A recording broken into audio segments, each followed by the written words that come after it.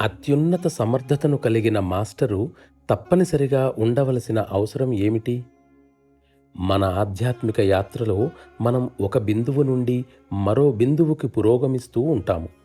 అప్పుడు బిందువుకు మధ్యలో ఉన్న బఫర్లు అనే ఖాళీ ప్రదేశాలను కూడా దాటుతూ ఉంటాం. తరువాతి బిందువును చేరుకోవడానికి ఈ ఖాళీ ప్రదేశాలను దాటవలసి వస్తుంది.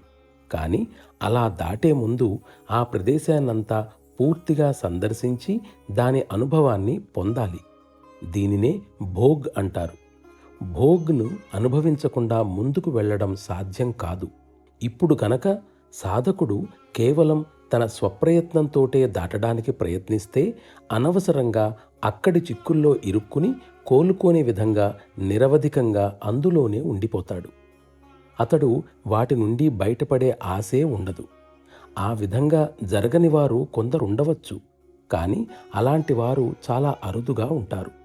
అది కూడా అసామాన్య ప్రతిభాశాలి అయి ఉండి అతనికి దైవకృప తోడైనప్పుడు మాత్రమే సాధ్యపడుతుంది. మూల దివ్యత్వంతో తిరుగులేని సంబంధాన్ని స్థిరపరుచుకున్న వ్యక్తి యొక్క శక్తి మాత్రమే నిశ్చయంగా మనల్ని ఆ చిక్కులనన్నింటి నుండి తప్పించి సురక్షితంగా ముందుకు తీసుకుపోగలదు. మరి అటువంటి వ్యక్తిని ఆశ్రయించటం అవసరం కాదా? నిశ్చయంగా అవసరమే. మీరు అతడిని మాస్టర్ అనండి, సేవకుడనండి, ఆయనే మీకు మార్గదర్శి. ఆయన్ని మీరు ఏ విధంగా భావించినా సరే, మామూలు అర్థంలో చెప్పాలంటే ఆయనే మీ గురువు.